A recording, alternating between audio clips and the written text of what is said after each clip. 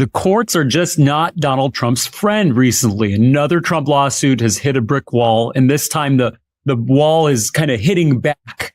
The 11th Circuit down in the South didn't just affirm the dismissal of Trump's crazy RICO lawsuit against Hillary Clinton, James Comey, the DNC, a bunch of other people. This time they upheld $1 million, almost $1 million in sanctions, and called the case what it was, a political manifesto, retribution disguised as a lawsuit. And the panel that delivered it, by the way, unanimously.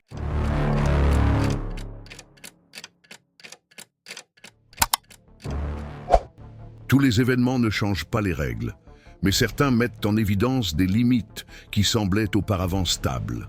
Le 11 octobre 2025, la Chambre des représentants des États-Unis a officiellement reçu une nouvelle motion de destitution contre le président Donald Trump. L'auteur de cette mesure était le député démocrate Shri Thanedar, représentant de l'État du Michigan, qui a déposé la proposition sur la base de deux événements récents considérés comme juridiquement sensibles: la promulgation d'un décret classant le mouvement Antifa comme organisation terroriste et la destitution d'un procureur fédéral qui, selon des sources législatives, aurait refusé d'ouvrir des enquêtes contre les adversaires politiques du président. Bien que des initiatives similaires aient déjà été tentées lors de mandats précédents, la nouveauté cette fois-ci ne réside pas seulement dans le contenu de la plainte, mais dans la synchronisation institutionnelle qu'elle provoque. Au cours de la même période, des rapports non confirmés indiquent que des membres du cabinet présidentiel lui-même ont discuté en privé de l'application éventuelle du 25e amendement de la Constitution comme mécanisme pour déclarer Trump incapable d'exercer ses fonctions. L'impact de cet épisode ne s'est pas limité au protocole législatif de la proposition. Les termes utilisés dans la rédaction de la plainte ont immédiatement attiré l'attention.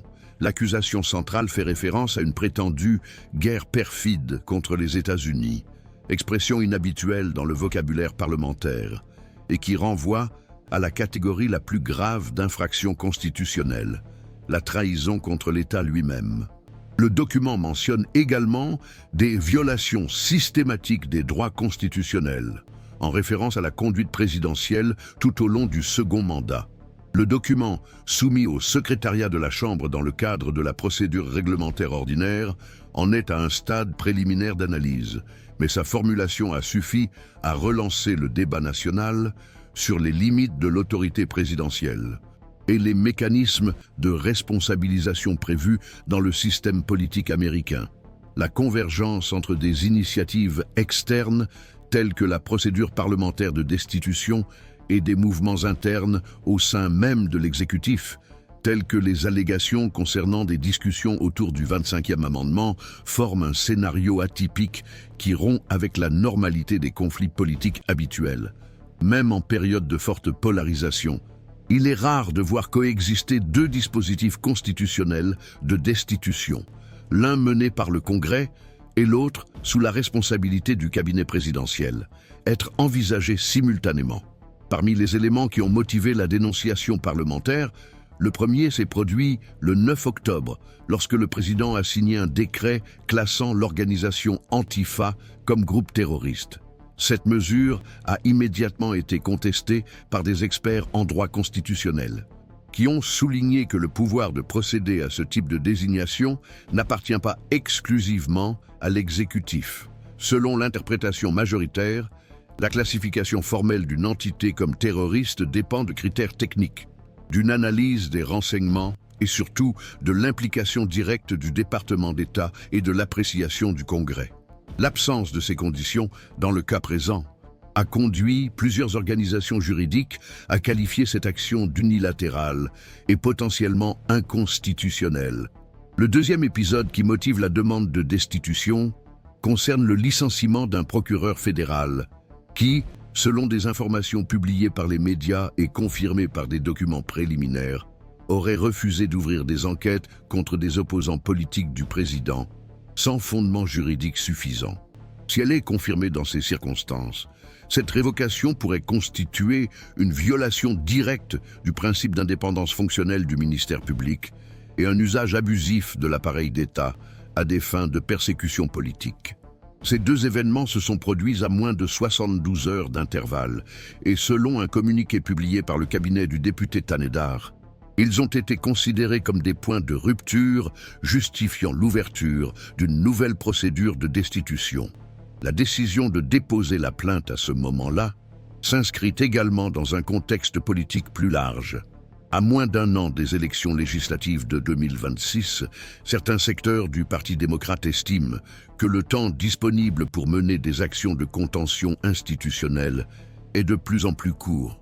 Même conscients de la possibilité que la procédure n'aboutisse pas au Sénat, les artisans de cette mesure soutiennent que le dépôt officiel de la plainte remplit une fonction historique, surtout compte tenu de la gravité des accusations. L'impact politique immédiat est encore incertain, mais l'inscription de la proposition à l'ordre du jour législatif a intensifié le débat sur les limites du pouvoir présidentiel, la fragilité des freins et contrepoids, et la capacité réelle des institutions à répondre à des événements considérés comme exceptionnels dans le régime démocratique américain. L'émergence quasi simultanée de deux mécanismes de responsabilisation, la procédure de destitution et le débat interne sur le 25e amendement, a non seulement élargi la portée du débat institutionnel autour de la présidence de Donald Trump, mais a également repositionné d'anciens dispositifs constitutionnels dans un nouveau champ de controverse. C'est dans ce contexte que des juristes, des universitaires et d'anciens membres de la structure gouvernementale ont commencé à actualiser leurs analyses sur les limites opérationnelles de chacun de ces outils, leurs fondements juridiques et les conditions réelles d'application dans un scénario politique hautement polarisé. La destitution, prévue à l'article 2, section 4 de la Constitution des États-Unis, nécessite l'approbation à la majorité simple de la Chambre des représentants, puis la condamnation par les 2/3 du Sénat. Le 25e amendement, plus précisément dans sa section 4, délègue au vice-président et à la majorité des membres du cabinet la prérogative de déclarer le président incapable d'exercer les pouvoirs et les devoirs de sa fonction, avec effet immédiat. La convergence de ces deux fronts, traditionnellement traités séparément, est interprétée par les analystes institutionnels comme un signe qu'il existe, au sein de l'appareil public, un degré élevé de malaise face à l'orientation prise par le gouvernement. À partir de là, l'attention s'est déplacée non seulement vers le contenu des accusations, mais aussi vers la configuration des alliances politiques et juridiques qui soutiennent ou s'opposent à ces procédures. Au Congrès, bien que les démocrates conservent la majorité à la Chambre, les récentes défaites au Sénat, où les précédentes tentatives de destitution ont été classées sans suite, imposent encore une approche prudente.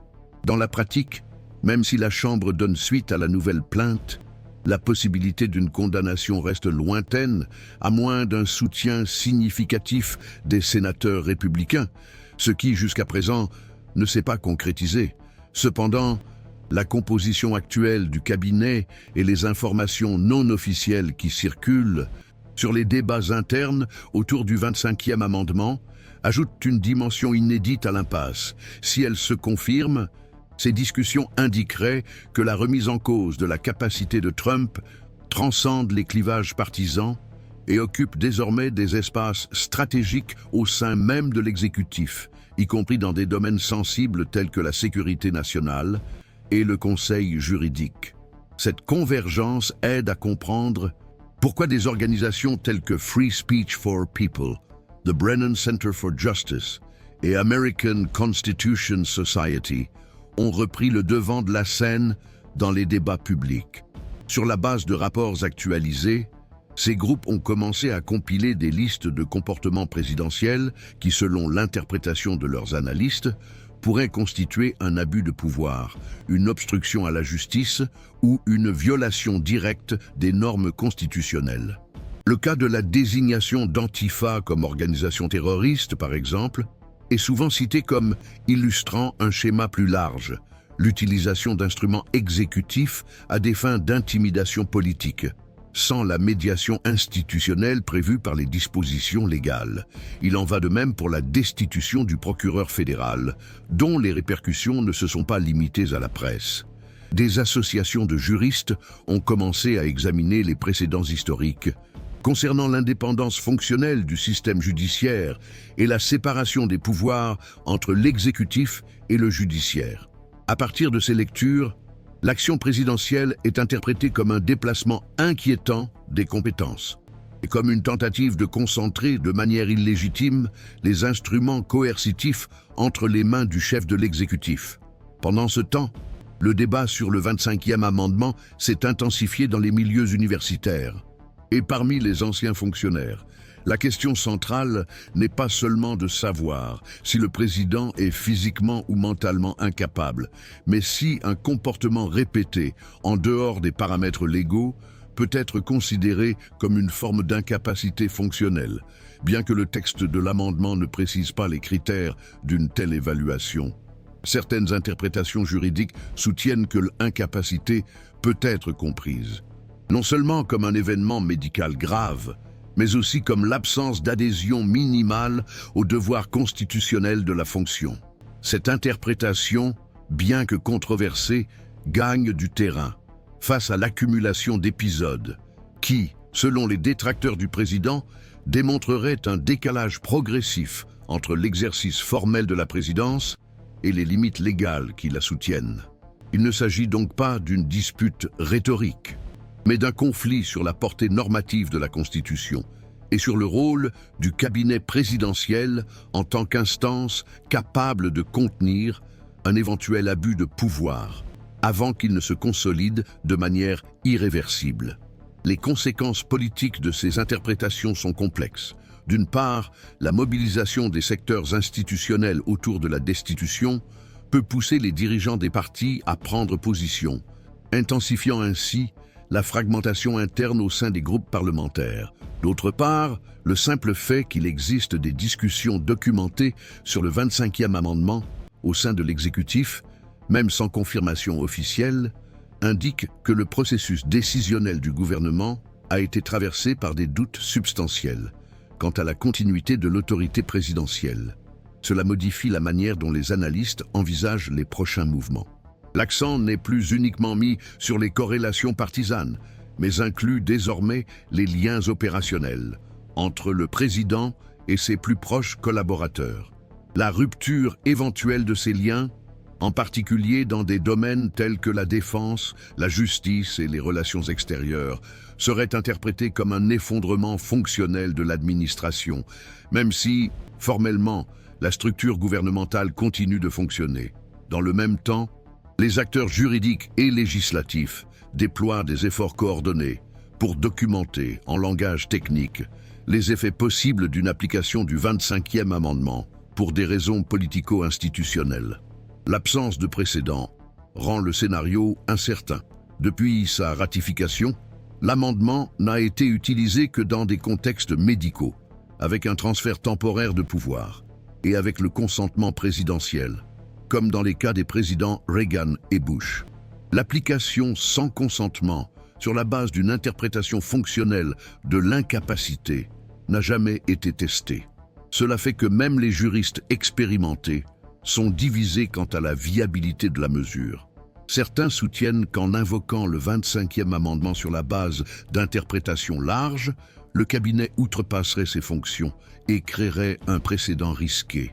D'autres affirment que la Constitution ne peut être interprétée de manière strictement littérale, dans des contextes d'exception institutionnelle, et que face à l'inertie du Congrès, il appartient à l'exécutif de protéger l'intégrité de l'État. La présentation officielle d'une nouvelle série d'articles visant à lancer la procédure de destitution du président, ajoutée aux spéculations croissantes sur l'activation du 25e amendement de la Constitution des États-Unis, a déclenché une vague d'interprétations divergentes parmi les experts, les parlementaires et les observateurs institutionnels. Pour une partie importante de ces acteurs, ce moment représente une tentative légitime de rétablir l'équilibre entre les pouvoirs, même si l'issue pratique n'est pas garantie. Le simple fait de déposer les dispositions légales serait en soi un geste de préservation de l'ordre constitutionnel fonctionnant comme un enregistrement symbolique de la résistance démocratique, face à des comportements considérés comme préjudiciables au pacte républicain. Dans cette optique, même si la Chambre des représentants approuve les articles et que le Sénat les rejette, l'acte prend une importance historique, s'inscrivant comme une expression institutionnelle de désaccord avec le comportement du chef de l'exécutif. Ainsi, la destitution dépasse les contours partisans, se projetant comme un témoignage de la tentative de contention juridique face à des situations anormales. Cependant, certains secteurs voient dans ces mouvements une dilution de la valeur même de l'institution. Pour les parlementaires liés au Parti républicain et les analystes qui privilégient la stabilité institutionnelle, l'utilisation récurrente du mécanisme de destitution tend à le banaliser, à vider son contenu juridique et à le convertir en une arme politique à court terme.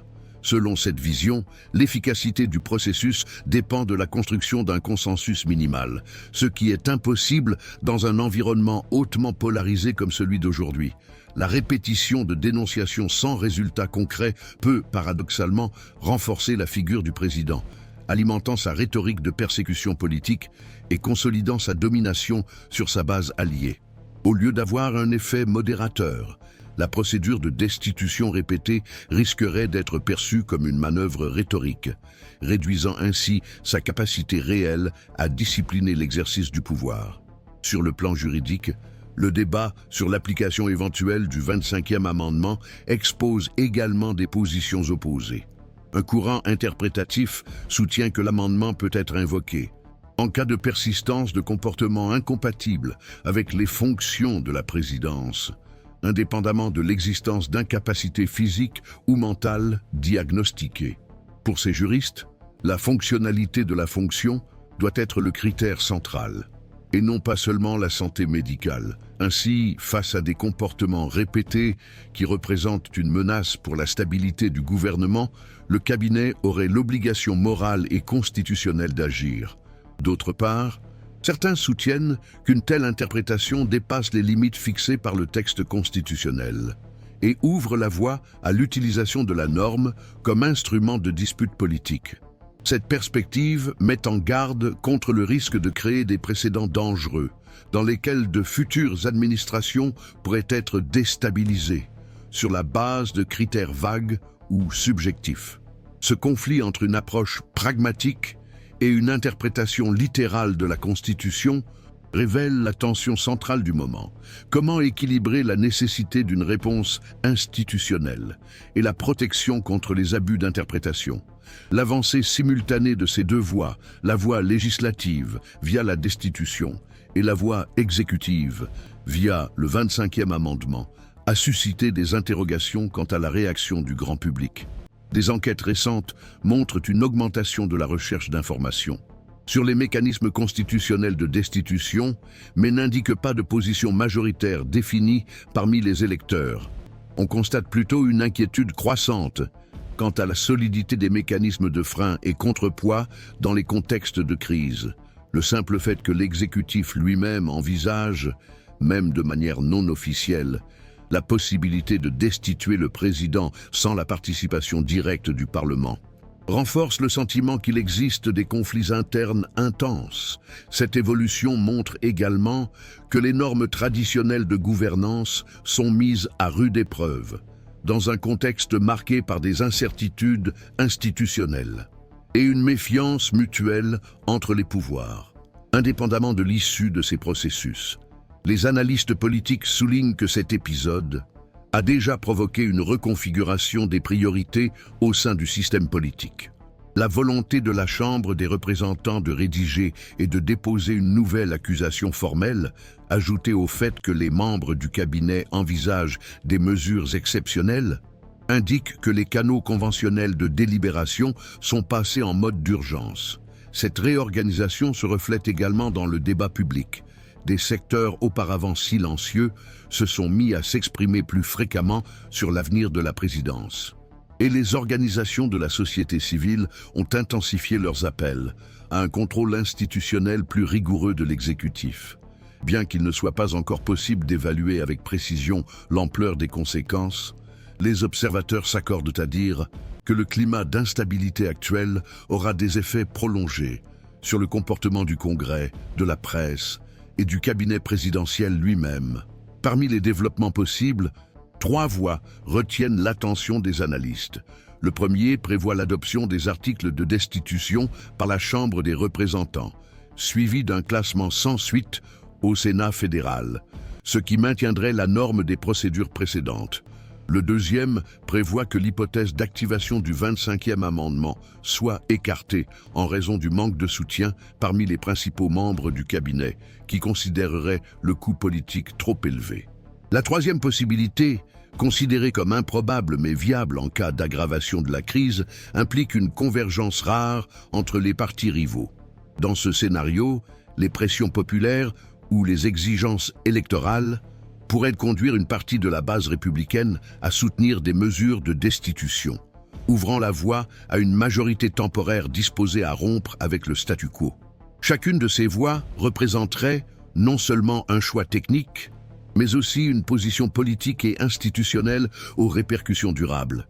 Même si aucune de ces alternatives ne se concrétise pleinement, cet épisode marque déjà un tournant dans la manière dont les pouvoirs interagissent. L'idée que le système d'équilibre constitutionnel puisse s'effondrer n'est plus une préoccupation théorique et est désormais discutée comme une possibilité concrète dans les cercles juridiques et politiques. En fonction des décisions qui seront prises dans les prochains mois, tant par le Congrès que par le cabinet présidentiel, cet épisode pourrait être considéré comme un tournant dans l'histoire institutionnelle des États-Unis. Les universitaires et les interprètes de la Constitution s'accordent à dire que des moments comme celui-ci ont tendance à modifier durablement la lecture du texte constitutionnel, les rites de l'État et les pratiques de gouvernance. Les choix faits aujourd'hui ne façonneront pas seulement la réponse immédiate à la crise, mais serviront également de référence pour l'action institutionnelle dans les crises futures.